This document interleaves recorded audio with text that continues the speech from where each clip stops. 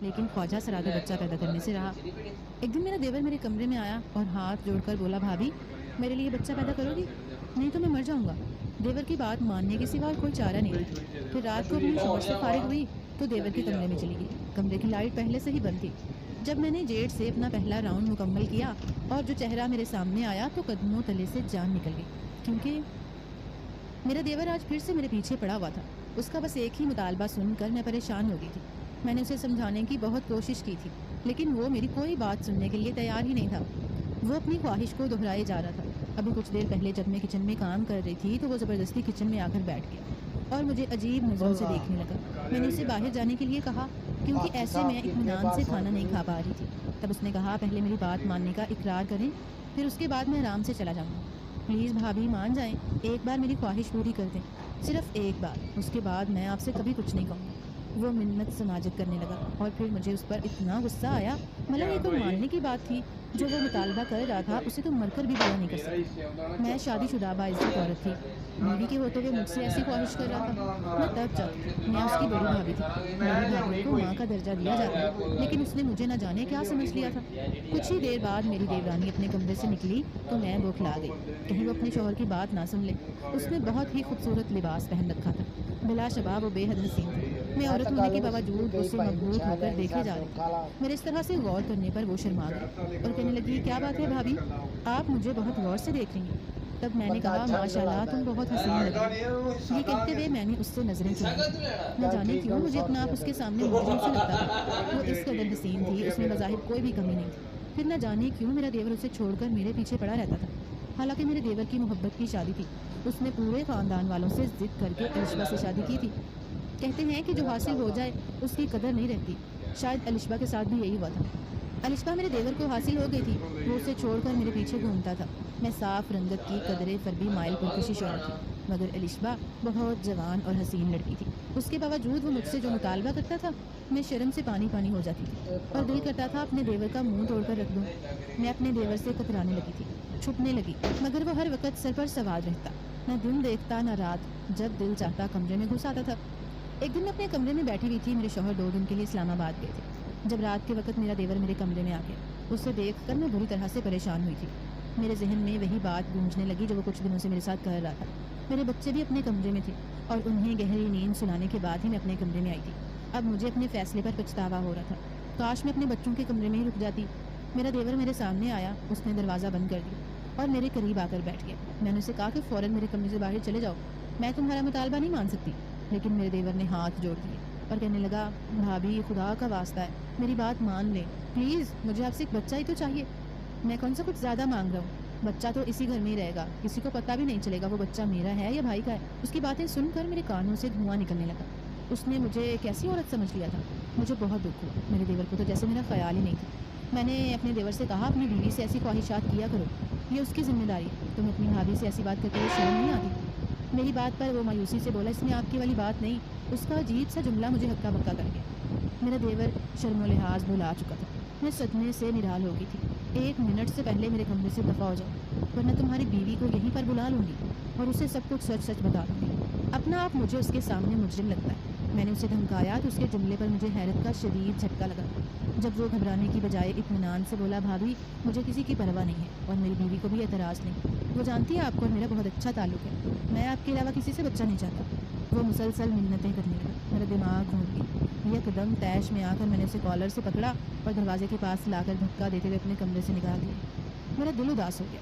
اپنے دیور سے مجھے بہت محبت تھی، اسے خالی ہاتھ نہیں لوٹانا چاہتی تھی، مگر اس کی بات ماننا بھی میرے لیے مشکل تھا۔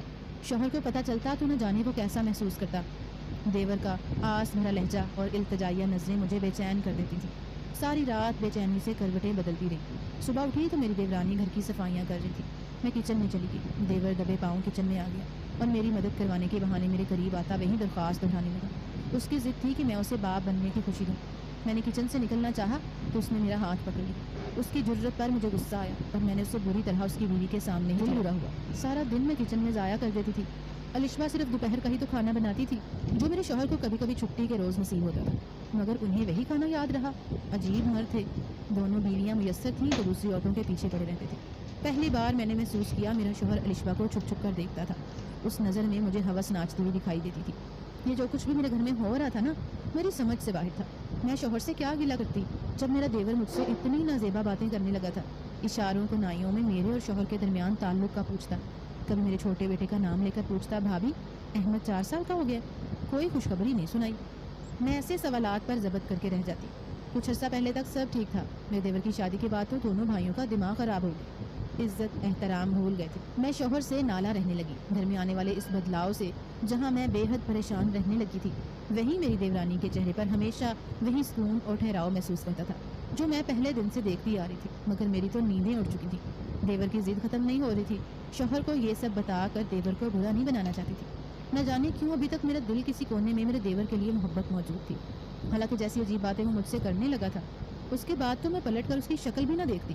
مگر میرے دیور نے ہمیشہ میرا ساتھ دیا تھا، شوہر سے زیادہ خیال رکھتا تھا اور میری پرواہ کرتا تھا۔ اس پر غصہ کرنے کے باوجود سختی نہیں کر پا رہی تھی۔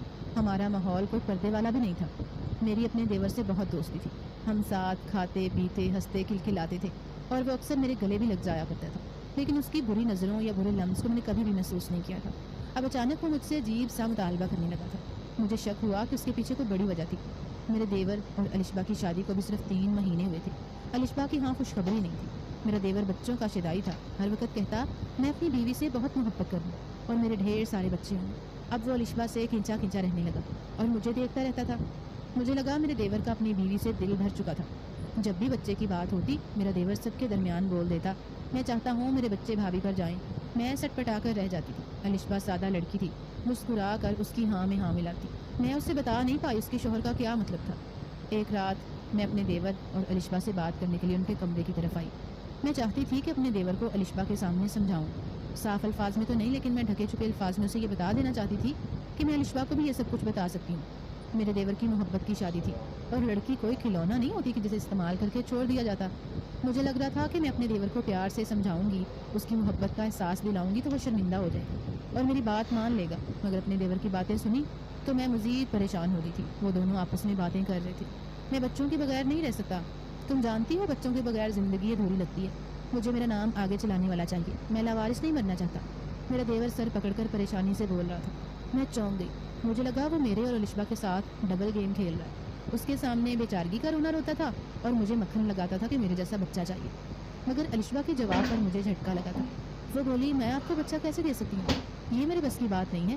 اگر میرے بس میں ہوتا تو میں آپ کی یہ خواہش ضرور پوری کرتی۔ اگر مجھے کوئی بیماری ہوتی تو میں ہر ممکن علاج کروا کر اسے دور کر لیتی، مگر مجھے کوئی بیماری نہیں ہے، لیکن میں شوہر کو کمرے میں لے گئی اور اسے اپنی طرف متوجہ کرنے کے لیے باریک عریاں لباس پہنا۔ میرا شوہر بہت رومانٹک تھا، میری خوبصورتی اور اداؤں میں ڈوبتا مجھ میں گم ہونے لگا، مگر میرا دماغ شوہر کے ساتھ ہو کر بھی دیور کو سوچ رہا تھا۔ کچھ دیر بعد میں سونے لگی تو شوہر بستر سے اٹھ کر کمرے سے نکلا۔ روزانہ سوتے ہوئے میرا شوہر ایک بار ضرور ہمارے بچوں کے کمرے میں جاتا تھا۔ اس روز شوہر کمرے میں گیا تو میں نے کتنی دیر کروٹیں بدلتی رہی، دیور کو سوچتی رہی، پھر دبے پاؤں اپنے دیور کے کمرے میں چلی گئی۔ دیور کی خبر لینا چاہتی تھی کہ وہ گھر پہنچا ہے یا نہیں، مگر وہاں جا کر جو منظر میں نے دیکھا تھا اسے دیکھ کر میری آنکھیں کھلی کی کھلی رہ گئی تھیں۔ الشبا بدحال سی بیڈ پر بیٹھی تھی، میرا دیور کمرے میں موجود نہیں تھا، جبکہ میرا شوہر الشبا کے قریب بیٹھا تھا۔ الشبا کی جو حالت تھی وہ چیخ چیخ کر کہانی سنا رہی تھی کہ یہاں کمرے میں کیا ہوا تھا۔ مجھ پر جیسے کوئی جنون طاری ہو گیا تھا۔ ان دونوں بھائیوں نے جیسے مجھے پاگل بنا رکھا تھا۔ ایک میرے پیچھے پڑا ہوا تھا کہ میں اسے بچہ پیدا کر کے دوں، جبکہ دوسرا الشبا کے ساتھ ایک ہی بستر پر موجود تھا۔ اپنے شوہر سے بعد میں نپٹنے کا سوچتے ہوئے میں الشبا کی طرف بڑھی اور اسے برے طریقے سے مارنا پیٹنا شروع کر دیا۔ میرا شوہر بوکھلا گیا اور مجھے جھوٹی وضاحتیں دینے لگا۔ الشبا چپ چاپ مار کھا رہی تھی۔ اسی لمحے میرا دیور کمرے میں آ گیا تو میں نے اپنے دیور کا بھی گریبان پکڑ کر اسے اپنے شوہر کے برابر لا کھڑا کیا اور کہا، آخر تم دونوں کو ہو کیا گیا ہے؟ تمہاری تربیت تمہاری ماں نے ایسی تو نہ کی تھی؟ تم دونوں کی زندگی اتنے ماہ و سال میرے سامنے گزرے، پھر مجھے بتاؤ کہ کہاں غلطی ہو گئی کہ تم دونوں ہی اپنی اپنی بیویوں کا حق مارنے لگے۔ میری بات سن کر میرے دیور نے چونک کر میرے شوہر کی طرف دیکھا تھا۔ میں نے کہا، تمہاری بیوی میرے شوہر کے ساتھ عیاشی کر رہی تھی، نہ جانے کب سے ان کا چکر چل رہا تھا۔ آج میں نہ دیکھتی تو کبھی یہ راز نہ کھلتا۔ میری بات پر الشبا رونے لگی، جبکہ میرا دیور پاگل ہونے لگا۔ اس نے اپنے بھائی کا گریبان پکڑ لیا، مگر میں نے اسے دھکا دے کر اپنے شوہر سے دور کیا اور کہا، غیرت مند ہونے کا ڈرامہ تم پر اچھا نہیں لگا؟ تم بھی تو اپنی بھابھی کے پیچھے پڑے ہوئے ہو۔ اتنے دنوں سے مجھ سے تمہاری ایک ہی فرمائش ہے، اگر میں تمہارا بچہ پیدا کروں، کوئی شرم لحاظ نہیں رہا تمہیں؟ میں دیور کو ڈانٹنے کے ساتھ شوہر کو شرم دلاتی نظروں سے دیکھنے لگی، مگر میرا شوہر ڈٹھائی سے کھڑا رہا۔ میرا دیور اپنی بیوی کی طرف بڑھا اور اسے کندھوں سے پکڑ کر جھنجھوڑتے ہوئے سوال کرنے لگا کہ وہ ایسا کیوں کر رہی ہے۔ اس روز اپنی بیوی سے لڑتے ہوئے میرے دیور نے جو انکشاف کیا وہ مجھے ساکت کر دیا۔ میں پھٹی پھٹی آنکھوں سے الشبا کو دیکھنے لگی اور میرے کانوں میں چند روز پہلے الشبا اور میرے دیور کی باتیں گونجنے لگی، جبکہ میرے شوہر نے بہت جتاتی ہوئی نظر مجھے بچہ چاہیے تھا، اس لیے میں آپ سے درخواست کر رہا تھا کہ آپ پلیز ایک بچہ اور پیدا کر لیں اور ہمیں دے دیں، کیونکہ ہم دونوں کے ہاں اولاد نہیں ہو سکتی۔ کہنے لگا میں نے آپ کے بارے میں کبھی غلط گمان نہیں کیا۔ اپنے دیور کی بات سن کر میں ساکت بیٹھی رہ گئی۔ وہ مجھ سے بہت محبت کرتا تھا لیکن احترام اور عزت بھی کرتا تھا۔ میں نے اس کی بات کو غلط معنوں میں لے لیا۔ میں شرمندہ ہو رہی تھی۔ الشبا کا سچ جان کر تو اور بھی دھچکا لگا تھا۔ وہ خواجہ سرا تھی۔ میرے دیور نے بنا سوچے سمجھے اس سے محبت کر لی تھی اور اب اس کی خامی برداشت نہیں کر پا رہا تھا۔ وہ بچوں کے لیے پاگل ہو رہا تھا۔ میرا دیور اچانک کھڑا ہوا، الشبا کے پاس جا کر کہنے لگا اگر تم عزت سے رہتی تو ساری عمر محبت سے رکھتا، مگر تم نے تو میرے بھائی کے ساتھ میری بھابھی سے معافی مانگو اور آئندہ ایسی حرکت کی تو معاف نہیں کروں۔ الشبا نے ایک نظر میرے دیور کی طرف دیکھا اور اس کے منہ پر زوردار تھپڑ دے ماری۔ وہ روتے ہوئے نفرت سے کہنے لگی جو محبت اور عزت دلانے کا وعدہ کر کے تم مجھے بیاہ کر اس گھر میں لائے تھے وہ تو تم مجھے دے نہیں سکے۔ مجھے ابھی اور اسی وقت طلاق دے کر فارغ کرو۔ مجھے تم جیسے کم ظرف لوگوں میں نہیں رہنا۔ میں سمجھ گئی ہوں کہ اس معاشرے میں ہمیں کبھی بھی عزت نہیں مل سکتی۔ ہم ہمیشہ سے تمہارے لیے اچھوت تھے، اچھوت ہیں اور اچھوت ہی رہیں گے۔ تمہارا گھٹیا اور نیچ بھائی میرے ساتھ ہر وقت زبردستی کرنے کی کوشش کرتا تھا، مجھے میری اوقات جتا کر دبانے کی کوشش کرتا رہا، مگر ہر بار میں ہمت کر کے خود کو بچا لیتی تھی۔ آج یہ شخص میرے کمرے میں گھس کر میرے ساتھ زبردستی کرنے لگا۔ یہ میرا لباس تار تار کر دیتا اور ہر حد بھی پار کر لیتا اگر تمہاری بھابھی نہ آتی تو، اس لیے ابھی مجھے طلاق دو، یہ جگہ میرے قابل نہیں۔ الشبا کی بات سن کر میرے پاؤں کے نیچے سے زمین نکل گئی تھی۔ میرا دیور ساکن سا کھڑا تھا۔ میرے شوہر نے ابھی الشبا کے ساتھ کچھ غلط کیا نہیں تھا، وہ زیادتی کرنے والا تھا اور میں بر وقت آ گئی تھی۔ ان دونوں کا رشتہ بچایا جا سکتا تھا، اس لیے میں نے کہا تم دونوں الگ گھر میں شفٹ ہو جاؤ اور اپنی شادی شدہ زندگی کو اچھے طریقے سے گزارو، جو غلطیاں ہو چکی ہیں انہیں بھول جاؤ۔ مگر اب الشبا میری کوئی بھی بات سننے کے لیے تیار نہیں تھی۔ میں نے شوہر کو دیکھا، تم ایک بیٹی کے باپ ہو، پھر بھی گھر کی عورت سے زیادتی کرنے کی کوشش کی تم نے۔ تم جیسا گھٹیا انسان عزت کے قابل نہیں۔ اپنی بھابھی سے معافی مانگو تاکہ تمہارے بھائی کا گھر ٹوٹنے سے بچ جائے۔ میں شوہر کو شرم دلانے لگی، مگر وہ الٹا ڈٹھائی سے بولا اس خواجہ سرا کے ساتھ میرے بھائی کا گھر نہیں بن سکتا، یہ نہ مرد ہے نہ عورت، تم کس عزت کی بات کر رہے ہو؟ میں معافی نہیں مانگوں گا اور نہ میں اپنے کیے پر شرمندہ ہوں، خواجہ سرا کا یہی مقام ہوتا ہے۔ میں شوہر کی اصلیت جان کر صدمے میں آ گئی۔ الشبا غم زدہ سی رونے لگی، تم لوگوں کی وجہ سے ہماری زندگی عذاب بن جاتی ہے، سب خواجہ سرا ایک جیسے نہیں ہوتے۔ میں جس گرو کے ساتھ رہی ہوں تم حلال رزق کماتے، ہمارا کپڑوں کا کاروبار تھا، کبھی مردوں کا دل نہیں بہلایا، عزت سے رہے، مگر آج اس عزت دار گھرانے میں پہلی بار میری عزت کو خطرہ ہو۔ میرے لیے یہی بہتر ہے کہ طلاق لے کر اپنے پرانے ٹھکانے پر چلی جاؤں، ہماری بھی عزت ہوتی ہے، میں اس نام نہاد رشتے کی خاطر اپنی عزت نہیں گنوانا چاہتی۔